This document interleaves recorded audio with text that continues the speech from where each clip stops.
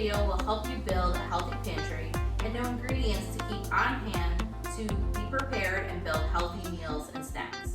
So let's go through each of the food groups and talk about the items to keep on hand. First, let's start with our grains. Half our grains should be whole grains. How do we know something is whole grain?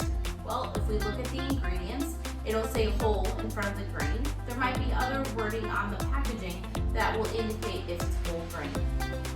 This is going to be examples of brown rice, whole wheat pasta, quinoa, buckwheat, bulgur, oatmeal, all great choices too. And remember, oatmeal is great as a snack or breakfast. Making these swaps will add extra fiber, which adds to our digestive health and keeps our hearts nice and healthy. They also provide us B vitamins for energy. Protein sources also for good heart health. Keep unsalted nuts or nut butters on hand for your meals and your snacks. Canned or dried beans provide protein for our muscles, fiber for our hearts, potassium for our blood pressure to stay in check, and phosphorus and thiamine to give us energy, and so much more. These items can provide a meatless meal and also provide savings on your grocery bill budget. Canned tuna or salmon or chicken can also be addition to your meals for a boost of protein. For canned fruits and veggies, you want to make sure you choose them in water, low sodium, and stay away from heavy syrups. They can be used as parts of meals or snacks, or you can even take those veggies and stir them into soups or stews as an extra boost of veggies. Different colors of our fruits and veggies provide different vitamins and minerals. For example, vitamin A helps with our healthy skin and our eyes, vitamin C for our immunity, and vitamin K for blood clotting. Keep healthy cooking oils on hand, like canola and olive oil versus palm and coconut oil, which are higher in saturated fats, which are unhealthy for our hearts. Another staple is keeping low sodium chicken broth or vegetable broths on hand. This can help in sauteing or creating your own soups and stews. Skip that salt shaker and make sure your pantry is stocked with different dried herbs and spices to flavor your foods. There's endless combinations. If your recipe you're following has fresh included but you don't have that, that's okay. 1 tablespoon of fresh equals a teaspoon of dry. Make the swap out and choose those herbs for health over that salt shaker.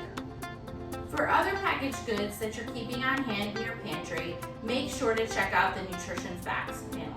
First, start with the servings and the serving size. Which serving are you going to choose? If you're choosing more than 1 serving, you need to make sure you adjust the nutritionals below.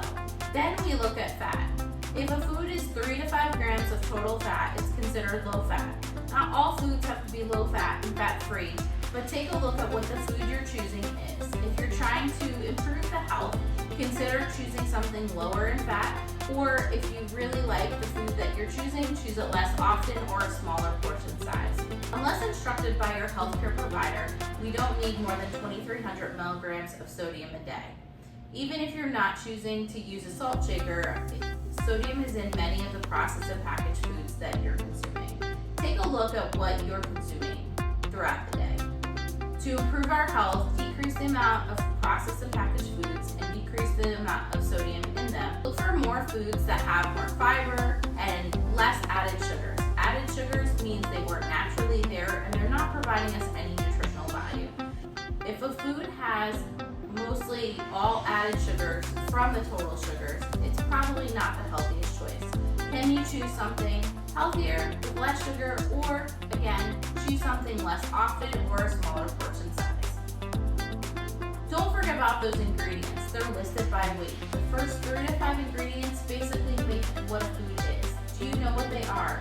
Can you improve the health of the foods that you're choosing by choosing healthier ingredients in just the first few ingredients? Each time you go to the grocery store, look at 2 to 3 different labels and see what you can improve. Right now, take a look at your pantry. What do you have on hand, and maybe what can you look to improve for not only the health of your pantry, but your